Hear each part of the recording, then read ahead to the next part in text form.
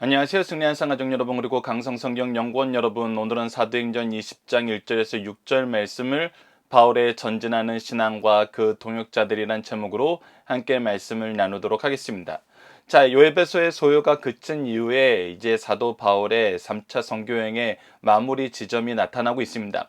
자, 1절을 보면 이렇게 기록되어 있습니다. 소요가 그침에 바울은 제자들을 불러 권한 후 작별을 하고 떠나 마게도냐로 가니라. 우리가 지난 시간 나눴던 것처럼 소요가 그친 다음에는 어떻게 보면 우리가 그동안에 억울했던 거, 우리가 그동안에 부족했던 거, 여러 가지 문제에 대해서, 여러 가지 상황에 대해서 더 보강을 해야 되는데 마치 이것은 도망가듯 떠난 것이 아니냐 이렇게 생각하는 사람들도 있습니다. 그러나 우리가 앞서 살펴봤던 것처럼 19장에서 이미 살펴봤던 것처럼 사도 바울은 하나님의 명령 안에서 이 마게도니아 지역으로 선교 여행을 다시 가야 될 계획을 세웠고, 그 후에는 다시 정비를 한 다음에 로마까지 가는 하나님의 명령을 받았었습니다. 그래서 이곳에서 이미 떠나기로 작정되어 있었고 떠날 시기가 왔습니다. 그러면서 이 소요 사태를 통해서 오히려 확인했던 것은 무엇입니까? 오히려 제자들이 바울을 보호하고 연약한 사람들을 돌보면서 함께 하나 됐던 모습이었습니다.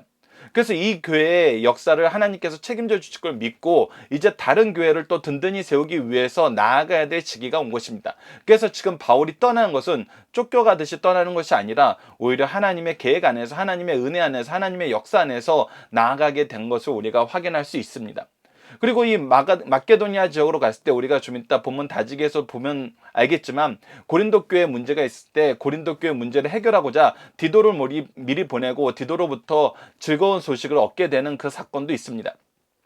자, 그래서 마게도니아로 가서 디도 등 또 앞서 보낸 제자들을 만나서 그들과 함께 무엇을 합니까? 그 지방을 다녀 여러 말로 제자들을 권하여 헬라에 이르러라고 얘기하면서, 여러 말로 권하는 이 권한의 말씀은 철저하게 예수 그리스도의 복음의 말씀입니다. 예수 그리스도의 복음 안에서 서라는 것입니다. 예수 그리스도의 은혜 안에 거하라는 것입니다. 이 말씀으로 제자들을 굳게 하고 그들에게 용기를 더하게 한 다음에 석 달 동안 있다가 배 타고 수리아로 가고자 할 때, 즉 다시 이제 예루살렘으로 돌아가는 길을 이 헬라 지역에서 배를 타고 수리아 지역으로 가려고 계획을 했습니다. 근데 그때 어떤 계획을 듣게 되냐면, 유대인들이 자기를 해하려고 공모하는 계획을 듣게 됩니다. 즉, 공모하려는 계획이 만약에 배 안에서 일어난다면은 이것은 오도 가도 할 수 없는 굉장히 위험한 상황에 놓이게 되는 것이죠. 이 위험한 상황을 벗어나기 위해서 어떤 길을 선택을 하냐면, 아시아에서 유럽을 돌아봤던 그 길을 되돌아가서 육로로 아시아로 돌아가는 계획을 세웁니다. 자, 그래서 마게도니아를 거쳐 돌아가기로 작정하고라고 얘기하면서, 아시아로 돌아갈 때 이 돌아가는 것이 너무나 놀라운 것이 무엇이냐면, 돌아가면서 또한 사도 바울은 무엇을 합니까? 이미 지나갔던 교회들, 다시 돌봐야 될 교회들을 찾아가면서 그들을 위로하게 됩니다. 이것은 우리가 무엇을 볼 수 있냐면, 하나님께서는 사도 바울로 하여금 예루살렘으로 돌아갔다가 로마로 가게 하실 계획을 세우고 있었습니다. 그리고 그 계획의 첫 번째 방법으로는 무엇을 선택했냐면, 이제 이전에 했던 것처럼 이 아덴 지역에서, 이 헬라 지역에서 배를 타고 예루살렘이 있는, 이스라엘이 있는 수리아 지역까지 배 타고 가는 거였습니다. 근데 배 타고 가는 길이 막히자 무엇을 했냐면, 육로로 다시 걸러 올라가는 두 번째 계획을 선택하게 되는데, 두 번째 계획을 선택함으로 말미암아 무엇을 하게 된 것입니까? 바울 입장에서는 배를 타고 가면은 배 안에서는 어떤 이 사역이 제자들과 함께 이루어졌던 것이기 때문에 약간 휴식을 취하고 쉴 수 있는 시간이었을 것입니다. 그러나 악한 자들의 계획이 그들이 배를 타고 가는 걸 막고 난 다음에는 오히려 무엇하게 되었냐면, 연약한 교회를 더욱더 돌보면서 그들과 말씀의 교제를 더 힘써 나눌 수 있는 기회가 되게 되었다는 것입니다. 그러니까 이것을 통해서 우리가 보게 되는 것은, 하나님의 역사하심과 하나님의 은혜는 우리가 항상 무엇할 수 있는 곳으로 이끄시냐면, 말씀을 더 힘써 전하고 말씀의 교제를 더 깊이 나눌 수 있는 방향으로 우리를 이끄신다는 것입니다. 우리가 이 부분을 현대 시대에도 잘 적용했으면 좋겠습니다. 지금 현재도 우리가 많은 어려움과 많은 염려가 우리 주위에 가득할 때입니다. 특히 가정의 염려와 교회의 염려, 특히 예배에 대한 염려가 이 어떤 시대보다 더 강하게 우리 옆에 머물러 있는 시기입니다. 이럴 때일수록 우리가 무엇을 해야 됩니까? 더욱더 말씀의 교제, 더욱더 기도의 협력이 필요할 때입니다. 우리에게 어려움이 오는 것이 우리가 기도와 말씀과 예배를 멀리하는 기회가 되는 것이 아니라 오히려 연약한 자를 돌아보면서 우리가 이전보다 더 힘써 일할 수 있는 기회로 삼으신다는 것을 우리가 보고, 우리도 이 시대에 어떻게 우리에게 맡겨진 사명을 감당해야 되는지 돌아보는 시간이 되었으면 합니다. 그때 또 우리에게 너무나 놀라운 역사가 일어납니다. 우리가 지금 계속해서 살펴보는 것은 말씀이 힘을 얻어 흥황하고 많은 사람들이 믿게 됨에도 불구하고 말씀의 은혜와 말씀의 열매가 커지면 커질수록 비례해서 같이 커지는 것이 무엇이었냐면 환난과 핍박이었습니다. 그러나 이 환난과 핍박이 교회를 무너뜨렸느냐? 그러지 않았습니다. 바울의 선교를 후퇴시켰느냐? 그러지 않았습니다. 그러지 않았다는 증거가 어디에서 나타나냐면 그의 동역자들의 수가 늘어나고 그와 함께 수고하는 일꾼들의 수가 늘어나는 것을 통해서 볼 수 있습니다. 그것에 대한 기록이 바로 4절입니다. 아시아까지 함께 가는 자는, 이 아시아까지 함께 가는 자, 이 헬라 지역에서 아시아까지 같이 가기로 한 자는 누구냐면 베레아 사람, 우리가 베레아는 참 신사적이어서 하나님의 말씀을 잘 들었다는 그 베레아의 사람이 소바더가 함께하게 되고, 데살로니가 사람, 우리가 많은 핍박과 많은 어려움을 겪었던 데살로니가에서도 열매를 얻어서 아리스타고와 세군도와 그리고 더베 사람, 더베는 초기에 이 안디옥에서 1차 선교 여행할 때 지나갔던 이 열매를 맺었던, 혹은 2차 선교 때 열매를 맺었던 사람으로 볼 수 있습니다. 가이오가 같이 하게 되었고, 디모데는 루스드라에서 2차 선교전 때 함께 했던 사람이고, 두기고나 드로비모 등 여러 군데에서 여러 지역에서 함께 동역하기로 작정했던 동역자들이 이 헬라 지역에서도 같이 있었고, 헬라 지역에서 아시아로 돌아갈 때도 함께함으로 하나님의 은혜의 역사를 계속 힘써 함께 이루어 나갔다는 것입니다. 그러니까 사도 바울의 전도단은 이전보다 더 강해지고 더 능력 있어지고 더 다양해졌다는 것입니다. 이것이 환난과 핍박 가운데에서도 우리에게 주어지는 은혜입니다. 이 은혜의 역사를 볼 때 우리가 앞서 여러 가지 상황에서 여러 사람들을 만나는 이야기를 들었습니다. 실라를 만나는 거, 디모데를 만나는 거, 루디아를 만나는 거, 브루스길라와 아굴라 부부를 만나는 거, 이 모든 사람들은 바울 입장에서 보면 하나님이 바울의 사역을, 하나님께서 바울에게 맡기신 그 사역을 위해서 준비한 하나님의 일꾼들입니다.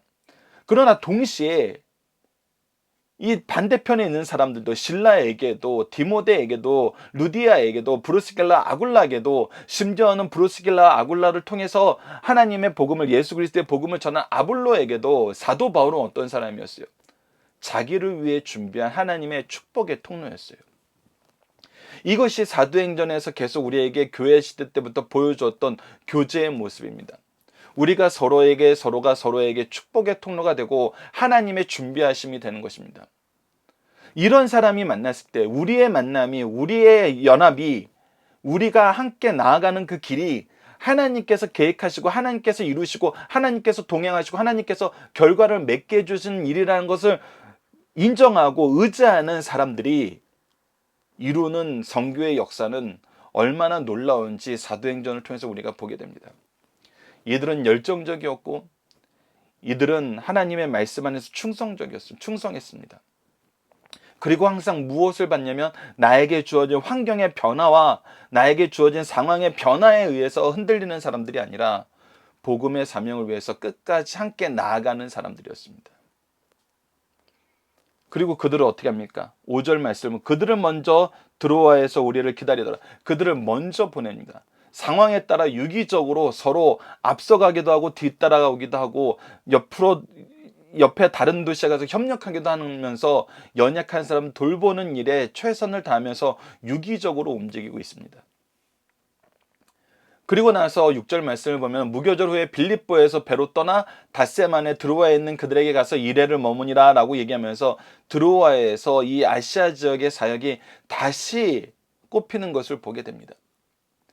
그래서 우리가 다음 시간에는 이 드로아에서 얼마나 열정적으로 그 짧은 시간 안에서도 얼마나 열정적으로 말씀을 전하고 복음의 운동이 우리의 복음의 사역이 말씀 중심으로 어떻게 이루어져야 되는지를 우리에게 보여줍니다. 여러분들 이 말씀을 확인하시면서 하나님의 은혜 가운데서 우리가 어떠한 환경 속에 있든지 하나님 우리에게 하나님의 일을 할 수 있는 은혜를 허락하여 주시고 능력을 허락하여 주시고 동역자로 허락하여 주시고 이 동역자는 단순히 누가 중심에 대해서 나에게만 좋은 것이 아니라 각자에게 하나님의 은혜를 전하고 하나님의 능력을 전하고 하나님의 사랑을 전하는 축복의 통로가 되어서 예수 그리스도의 이름으로 하나 되게 하고 하나의 목표 예수 그리스도의 복음을 전하는 것에 하나 되게 하시는 역사를 우리가 경험할 수 있다는 것을 다시 한번 여러분들이 기억하시면서 이 관계가 지금 현재 우리에게 어떻게 주어졌는지 어떻게 제시되고 있는지 하나님이 하나님의 뜻 안에서 이루게 하신 관계가 무엇인지 여러분들 삶에서 돌아보는 시간이 되었으면 합니다. 자, 본문 묵상하기입니다. 첫 번째, 소요 이후에 바울은 무엇을 했나요? 작별을 하고 제자들을 불러 권한 후 무엇을 권했을까요? 믿음 안에서 거하라고 권하였겠죠. 이것은 성경 전체가 우리에게 권하는 바로 그 내용입니다. 어떤 일이 있더라도 예수 그리스도의 복음에서 떠나지 말고 복음 안에서 거하라는 것입니다. 그리스도의 일꾼으로서의 삶을 하나님의 뜻과 계획을 순종하면서 하나님이 주신 사명을 감당하는 삶을 살라는 것입니다. 그리고 앞서 미리 계획한 대로 마케도니아로 가게 됩니다. 그리고 그 지역에서 이제 헬라 지역까지 이르면서 그동안 세웠던 교회들을 돌아보고 새로운 영혼들을 돌봐보면서 그 사명을 감당하게 됩니다. 이 일에 대해서 우리가 이미 9장 21절과 22절에서 나타났던 것을 보게 됩니다. 이 일이 있은 후에 바울이 마케도니아와 아가야를 거쳐 예루살렘에 가기로 작정하여 이르되 내가 거기에 갔다가 후에 로마도 보아야 하고 자기를 돕는 사람 중에 디모데와 에라스도 두 사람을 마케도니아로 보내고 자기는 아시아에서 얼마 동안 더 있느니라 라고 기록되어 있었고 이 계획대로 하나님께서 미리 계획하신 그 내용대로 사도 바울은 행동했습니다. 두 번째, 바울은 왜 배를 타고 가는 길을 포기하고 육로를 택했습니까? 바로 유대인들이 자기를 해하려고 공모하였고 이 공모 안에서는 배가 굉장히 위험한 장소였기 때문입니다. 그러나 이 일로 인해서 오히려 무엇이 이루어졌습니까? 오히려 연약한 사람들을 돌보고 그들에게 말씀을 더 열정적으로 가르치고 예수 그리스도의 복음을 전하는데 더 힘쓸 수 있는 기회가 되었습니다. 이것이 바로 모든 것이 협력하여 선을 이루게 하시는 하나님의 역사입니다. 악한 세력의 계획까지도 하나님께서는 연약하고 하나님이 돌보기를 원하는 영혼들을 위해서 사용하게 만드시는 이 역사를 우리에게 이끌어 주십니다. 세 번째, 바울의 사역을 위해 하나님이 허락하신 동역자는 누굽니까? 이미 앞서 살펴본 것처럼 베레아 사람으로 소바도와 데살로니가 사람으로 아리스도고와 세군도와 더베 사람으로 가이오와 디모데와 아시아 사람 두기고와 드로비모란 등 여러 동역자를 주셨고 우리가 앞서 얘기했던 것처럼 신라든지 우리가 또 이제 본문 다지게에서 보게 되는 여러 인물들을 우리가 더 확인하게 되고 이 루디아라든지 브루스길라와 아굴라 부부라든지 우리가 많은 후에는 우리가 앞서 살펴봤던 것처럼 마가까지도 그의 동역자가 되어서 함께하였고 이 누가복음과 사도행전을 기록한 누가도 사도 바울의 동역자로서 함께했던 것을 보게 됩니다. 하나님이 우리에게 주신 것은 정말 하나님의 일을 하는데 도움이 되는 하나님의 일꾼들입니다. 이 일은 우리가 정말 평생에 걸쳐서 고백할 수 있는 내용들입니다. 우리에게 어떤 동역자를 주셨는지 우리가 누구와 함께 동역하게 하시는지 누구를 통해서 나를 세웠는지 그래서 우리가 항상 이 질문을 해야 됩니다.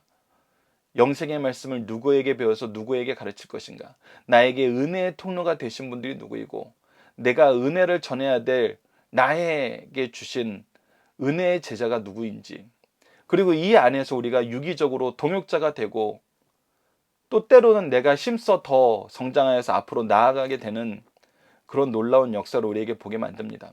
네 번째, 바울의 동역자들은 어떻게 움직였습니까? 바울보다 먼저 가서 이 복음의 사역을 더 힘써 전하는 일꾼들도 있었다는 것입니다. 먼저 보내고 이 일에 여러 가지 어려운 문제들을 먼저 해결할 수 있는 그런 능력자들도 하나님께서 허락해 주셨다는 것입니다. 자, 본문의 중심 사상을 보도록 하겠습니다. 바울의 3차 전도여행의 마무리 단계에 접어들었습니다. 20장 말씀을 정리해 보면은 에베소를 떠나 유럽으로 건너가 이미 세운 교회를 굳게 세운 뒤 다시 드로아로 돌아왔다는 것입니다. 바로 이 에베소를 떠나서 드로아를 지나서 다시 마케도니아 드로아 지역으로 돌아오는 이 과정을 겪었습니다. 드로아에서 일주일 있으면서 말씀을 증거했는데 이때 유두고가 떨어져 죽었으나 다시 살아났고, 드로아에서 밀레도에 이르러 아래 밀레도에 가서 이제 무엇을 하냐면 에베소 교회 장로들과 고별을 하는 고별 설교가 이루어지게 됩니다.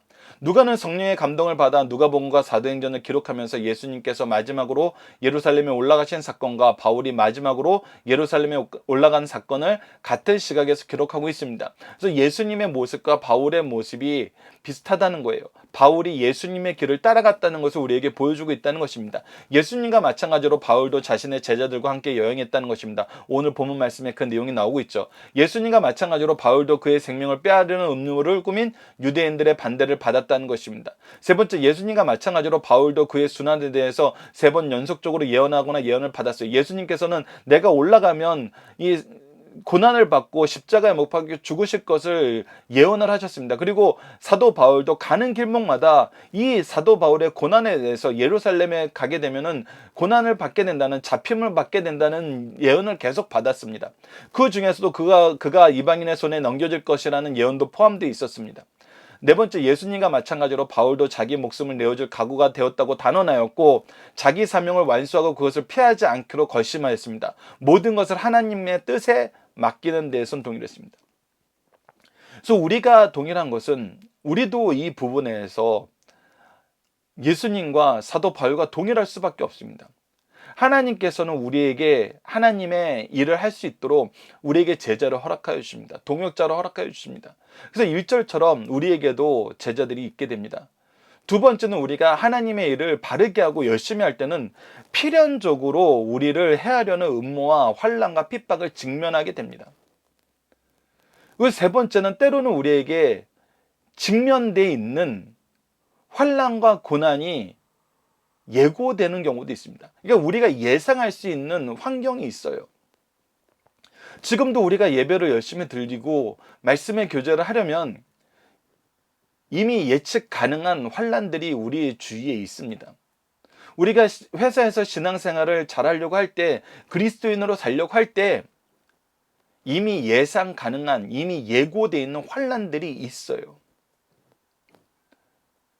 그럼에도 불구하고 우리는 어떤 길을 갑니까? 우리는 그리스도의 길을 간다는 것입니다. 우리는 그리스도의 길, 하나님께서 우리에게 맡기신 그 길, 하나님의 뜻을 따르는 길을 간다는 데에서 동일한 삶을 삽니다.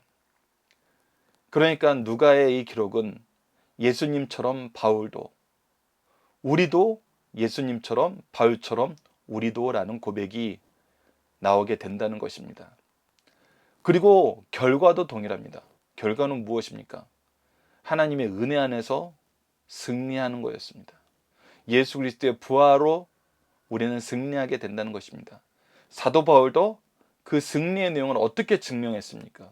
끝까지 그는 복음의 사명을 감당하였고, 그에게는 하나님이 주신 풍성한 열매와 승리의 약속들이 있었습니다. 그리고 그것은 지금 우리들과도 공유되고 있습니다. 우리에게도 승리가 있다는 거, 이것까지 동일하다는 거 우리가 다시 한번 기억했으면 합니다.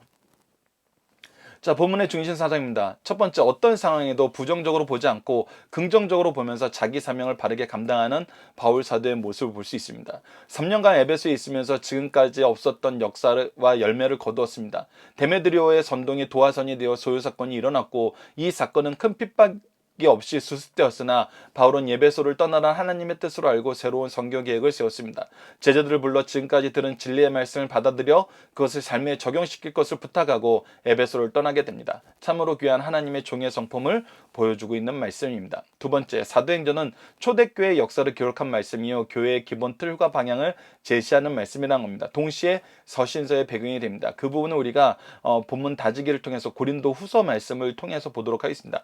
본문 말씀 중 중 1절에서 3절 말씀은 서신서의 귀한 배경이 됨과 동시에 바울 사도는 방문 전도에 힘을 기울여 찾아가 가르치고 권면할 뿐 아니라 서신 전도의 틈을 내어 편지로 가르치고 권면했던 사실을 보여줍니다. 우리에게 삶에 좋은 교훈이 됩니다. 세 번째, 신앙생활, 특히 전도 사역에는 헌신적인 믿음의 동지가 필요하다는 것입니다. 그리고 이 동지들을 하나님께서 허락해 주신다는 것입니다. 바울에게는 좋은 믿음의 동지가 있었으니 그들은 선교사에게 큰 동반자들이었습니다. 복음 전도 사역은 하나님의 영의 인도와 역사가 기본적이지만 동역자들의 도움이 없이는 바울의 사역은 거의 불가능했습니다. 그 귀한 중심 동역자가 누구인지를 소개해주는 귀한 말씀이 오늘 본문 말씀이었습니다. 자, 본문 다짐입니다. 바울은 마케도니아에서 누구를 만났습니까? 이 부분에 대해서는 고린도후서 7장 6절에서 12절이 그 배경이 됩니다. 자, 7장 6절을 보면 그러나 낙심한 자들을 위로하시는 하나님이 디도가 옴으로 우리를 위로하시든지 이 고린도 교회에 여러 가지 문제가 있는 것을 해결하기 위해서 여러 서신을 보냈고 마지막에는 이 디도를 통해서 이 문제 해결을 하라고 서신과 함께 이 교회를 잘 치리하라고 파송을 했는데 이 디도가 이제 이 교회에 대한 이 고린도 교회에 대한 좋은 소식을 가지고 온 겁니다. 그래서 그것이 우리에게 위로가 되었다는 것입니다. 그래서 디도는 사도 바울도 해결하지 못했던 여러 문제를 정말 잘 해결하고 오는 놀라운 일꾼이 되었음을 우리에게 보여줍니다. 계속해서 한번 보도록 하겠습니다. 그가 온 것뿐 아니요 오직 그가 너희에게 받은 그 위로로 위로하고 너희의 사모함과 애통함과 나를 위하여 열심히 있는 것을 우리에게 보고함으로 나를 더욱 기쁘게 하였느니라. 지금 고린도 교회가 사도 바울을 미워하고 사도 바울의 이 사도성에 대해서도 부인하는 사람들, 이것을 흔드는 사람들이 많았지만 디도를 통해서 듣게 된 소식은 이 교회가 바울을 위해서 기도하고 그의 사역을 위해서 힘써 노력하길 원하고 그 소식을 듣는 걸 기뻐하였다는 것입니다. 영적인 부모와 자녀 관계가 잘 유지되고 있다는 거예요. 그러므로 내가 편지로 너희를 근심하게 한 것을 후회했으나 근심하게 했다는 것은 뭐냐면 그들의 죄를 지적하였다는 것이다. 그들이 하지 말아야 될 것을 하고 있는 것을 지적하고 나중에 내가 너희들 가게 되면 이 부분에 대해서 분명히 물을 것이다 라고 얘기했던 그 부분을 후회하였으나 지금은 후회하지 아니함은 그 편지가 너희로 잠시만 근심하게 한 줄 압니다. 그것이 나에게 짐이 되고 무거움이 되었지만 오히려 그것을 통해서 죄를 깨닫고 돌이키는 계기가 되고 돌이키게 되었으므로 이제 근심하지 않는다는 것입니다. 보낼 때는 내 자녀들이 이 얘기를 듣고 잘 깨닫고 하나님께로 돌아올까, 혹시 상처를 받고 오히려 더 안 좋은 방향으로 잘못된 방향으로 나타나진 않을까라고 걱정했지만 오히려 그들이 회복되었다는 것입니다. 내가 지금 기뻐하면 너희로 근심하게 한 까닭이 아니요 도리어 너희가 근심함으로 회개함에 이른 까닭이라. 너희가 하나님의 뜻대로 근심하게 된 것은 우리에게 아무 해도 받지 않게 하려 함이라. 하나님의 뜻대로 하는 근심은 후회할 것이 없는 구원에 이르는 회개가 이르는 것이요 세상 근심은 사망에 이르는 것입니다. 그래서 우리에게 분명히 얘기합니다. 우리가 하나님의 뜻 안에서 근심한다는 것은 하나님의 말씀이 기준인데요. 우리가 디모데후서 3장 16절에 나타난 것처럼 교훈과 책망과 바르게 함과 의로 교육하기에 유익하니 하나님의 교훈, 즉 하나님의 가르침이 있으면 우리가 무엇이 책망받을 일이고 무엇이 잘못된 것인지 알게 돼요. 그리고 나서 무엇을 하게 됩니까? 바르게 함, 커렉팅이 일어납니다. 고치는 것이 일어나요. 그리고 나서 의 안에서 훈련받게 돼요. 의의 훈련을 통해서 그리스도의 일꾼으로, 그리스도의 백성으로, 그리스도의 뜻을 실천하는 하나님 나라의 일꾼들로서 세워지게 되는 것입니다. 그것이 지금 고린도 교회에 있다는 거예요. 있다는 소식을 받게 되는 거예요. 그러나 세상에 향한 근심은 끊임없이 우리가 무엇을 하는 쪽으로 발전하게 되냐면 하나님의 뜻을 떠나서 죄악을 가까이 하는 쪽으로 발전하게 되는 것을 이미 우리도 경험하고 있습니다.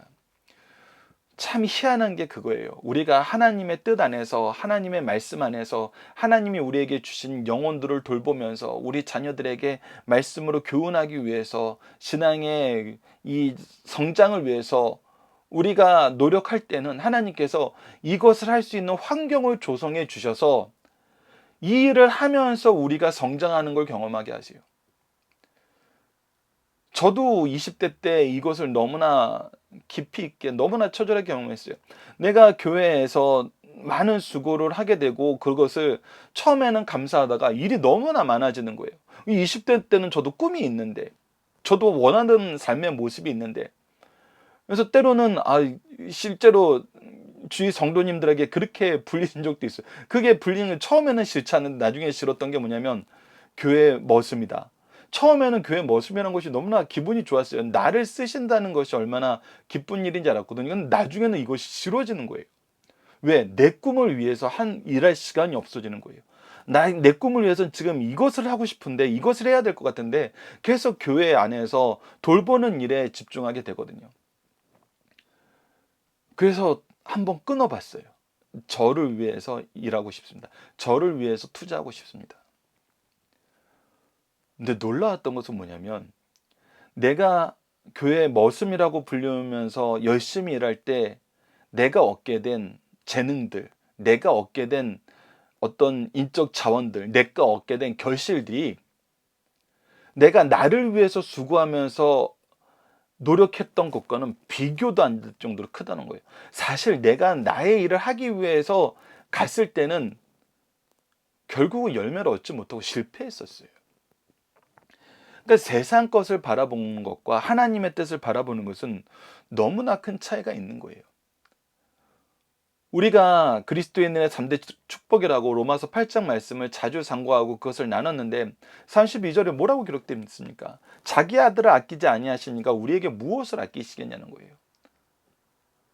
우리의 삶의 본질은 모든 인류의 인간의 삶의 본질은 모든 생명의 삶의 본질은 내가 이루는 것이 아니라 하나님의 공급하심 안에서 내가 감사함으로 사용하는 거예요. 하나님의 공급하심이 없으면 우리가 살 수 없다는 것을 아테네에서 바울의 설교를 통해서 드러나잖아요. 그리고 우리가 삶에서 경험하잖아요. 근데 끊임없이 인간의 힘으로 할 수 있다라고 얘기하는 사람들은 여러분은 정말 주의하셔야 돼요. 이것은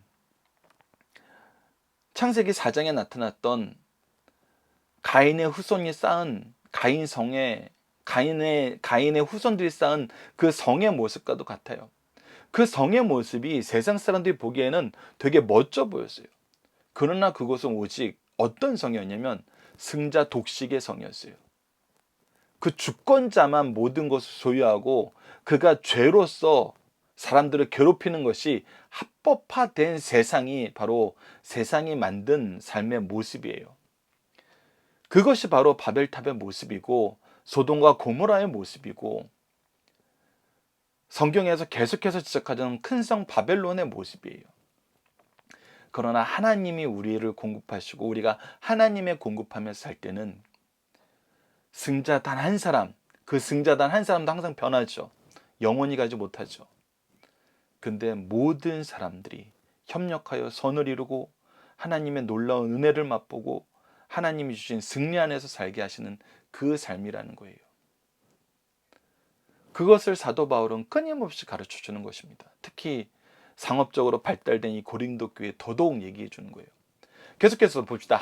보라 하나님의 뜻대로 하게 된 이 근심이 너희를 얼마나 간절하게 하며 얼마나 변증하게 하며 얼마나 분하게 하며 얼마나 두렵게 하며 얼마나 사모하게 하며 얼마나 열심히 있게 하며 얼마나 벌하게 하였는가. 너희가 그 일에 대하여 일체 너희 자신의 깨끗함을 나타내었느니라. 이것이 정말 논리적으로 우리 삶 속에서 끊임없이 되새기지면서 우리가 바로 나아갈 바를 알려주신다는 거예요.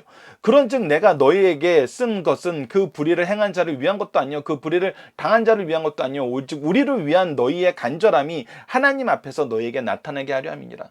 이것이 하나님의 은혜 안에 있는 사람들, 하나님의 무릎 꿇는 사람들을 통해서 나타나길 원한다는 것입니다.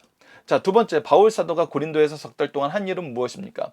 여러 말로 권하고 세우는 일을 했다는 것입니다. 이 부분도 고린도후서 10장 2절로 8절에 나타납니다. 또한 우리를 육신에 따라 행하는 자로 여기는 자들에 대해서 내가 담대히 대하는 것 같이 너희와 함께 있을 때 나로 하여금 이 담대한 태도로 대하지 않게 하기를 구하노라. 우리가 육신으로 행하나 육신을 따라 싸우는 것이 아니요 즉 우리는 육신을 따라 사는 사람이 아니라고 가르쳐 줍니다. 우리의 싸우는 무기는 육신에 속한 것이 아니요 오직 어떤 견고한 진도 무너뜨리는 하나님의 능력이라 모든 이론을 물었더니 우리가 싸우는 유일한 무기, 승리의 무기는 하나님의 능력이란 겁니다. 하나님을 아는 것을 대적하여 높아지는 것을 다 무너뜨리고 모든 생각을 사로잡아 그리스도에게 복종하게 하니라. 그리고 그리스도에게 복종하게 하는 하나님이 세우신 질서 안에서 그리스도의 구원의 복음에 복종하게 하여서 생명을 얻게 하고 하나님의 자녀가 되게 하고 하나님 나라의 백성이 되게 하고 하나님 나라가 확장되게 하는데 우리를 사용하시고 우리를 그 안에서 일하게 하시고 그 안에서 자라게 하시고 그 안에서 보호받게 하신다는 것입니다.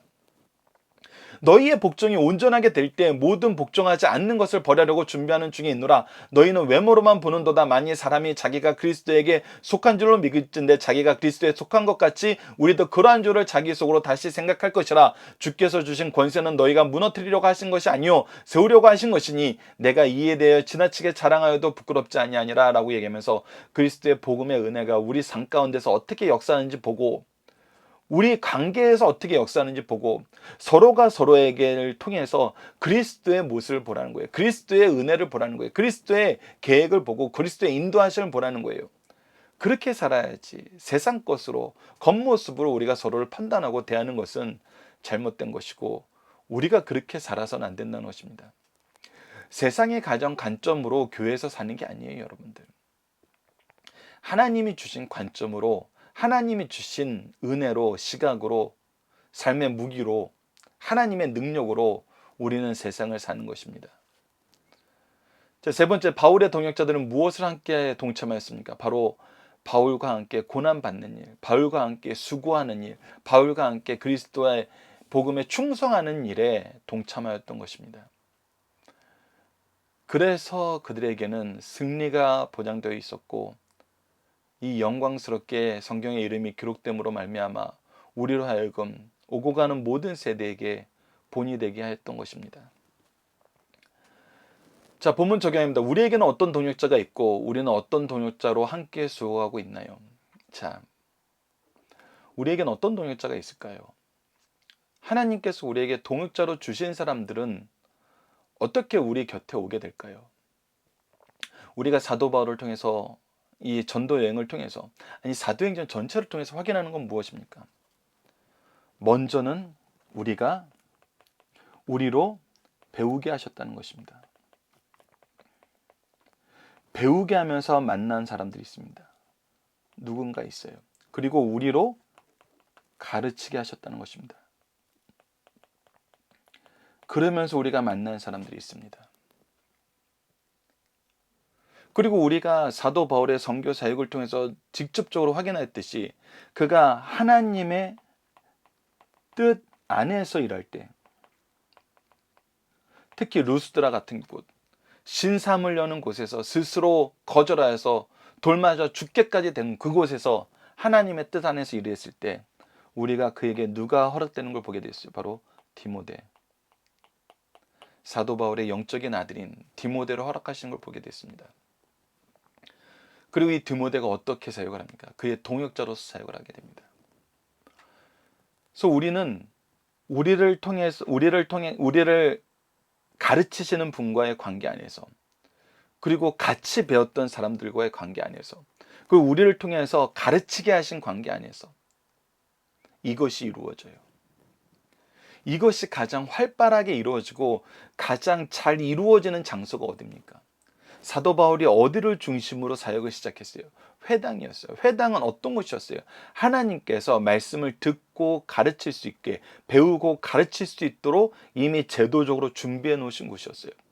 우리에게 그런 곳이 어디입니까? 두 군데가 있죠. 교회와 가정. 근데 이 교회와 가정을 그래서 우리가 뭐라 그럽니까? 하나님이 세우신 신적 기관이라고 하죠. 그러면 하나님이 세우신 신적 기관에서 반드시 이루어지는 것이 무엇입니까?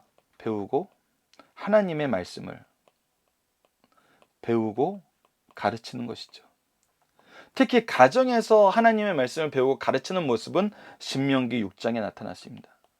교회에서 하나님의 말씀을 배우고 가르치는 것은 이 사도행전과 각종 서신서에 가득하게 나타나죠.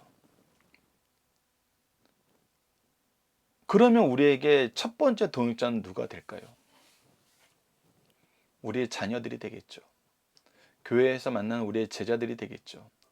우리의 형제들이 되고 때로는 우리의 부모님이 될 수도 있습니다. 우리가 먼저 믿게 되었다면 우리를 통해서 우리 부모님을 구원하시려는 하나님의 계획이 있기 때문에,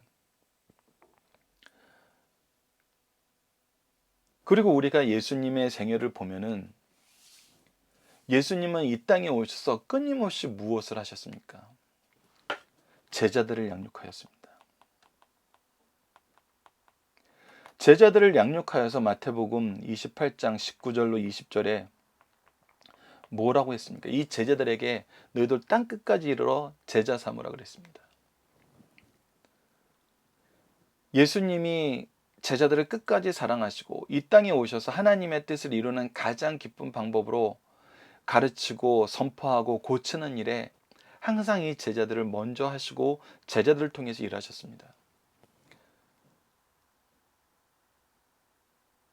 그래서 우리는 제자 삼는 일이 굉장히 중요하고, 제자를 통해서 일하게 하시는 하나님의 역사를 성경은 우리에게 끊임없이 증거하고 있습니다. 그렇다면 이 안에서 우리가 정말 사랑하는 사람이 있다면, 우리가 정말 아끼는 사람이 있다면 우리는 무엇을 해야 됩니까? 그에게 예수 그리스도의 복음을 전해야 됩니다. 더 구체적으로, 더 직접적으로 우리가 그를 제자 삼아야 됩니다. 우리에게 어떤 동역자가 있냐고요? 우리가 제자 삼았을 때 그들은 우리의 동역자가 됩니다. 그리고 우리가 사랑한다면 예수 그리스도의 복음을 전하지 않을 수가 없습니다. 그렇다면 우리가 가장 사랑하는 사람, 성경적으로는 사랑해야 될 의무가 있는 사람, 그들에게 우리는 무엇을 해야 됩니까? 예수 그리스도의 복음을 전해야 됩니다. 그래서 저는 이렇게 얘기하고 싶습니다. 사랑하신다면 제자 삼으십시오. 여러분의 자녀를 여러분의 복음의 제자로 삼으십시오. 여러분들의 형제를 복음의 제자로 삼으십시오. 여러분들이 먼저 믿게 되었다면 여러분의 부모도 복음의 제자 삼아서 예수님이 제자들을 사랑하신 것처럼 끝까지 사랑하십시오. 그리고 주님께서 그들을 성장시켜 함께 동역하게 하실 때 우리 함께 기뻐하며 감사하며 즐거운 찬양을 함께 나눌 수 있는 교회와 가정이 되길 기도합니다. 이번 주 공동 기도 제목입니다. 우리가 한 사람 한 사람이 사명에 충성하면서 복음의 역사와 복음의 승리가 충만한 교회와 가정의 일꾼이 되게 하여 주시도록 기도합시다. 오늘 본문 말씀을 통해서는 하나님의 말씀, 그리스도의 복음, 성령의 덕을 전하며 성도의 유익을 위해서 함께 일할 수 있는 동역자 주심을 감사합니다. 이런 동역자와 하나 되는 교회를 주심도 감사합니다. 우리도 받은 사랑과 은혜 안에서 먼저 영적 스승들의 동역자가 될 수 있도록 인도하여 주시고, 교회와 가정을 통해 이루고자 하시는 하나님의 뜻을 이루는데 쓰임받는 충성된 일꾼들이 되게 하여 주시도록 기도하는 우리 승리한 산 가족 여러분들, 강성성경 연구원 여러분 되게 기도합니다. 감사합니다.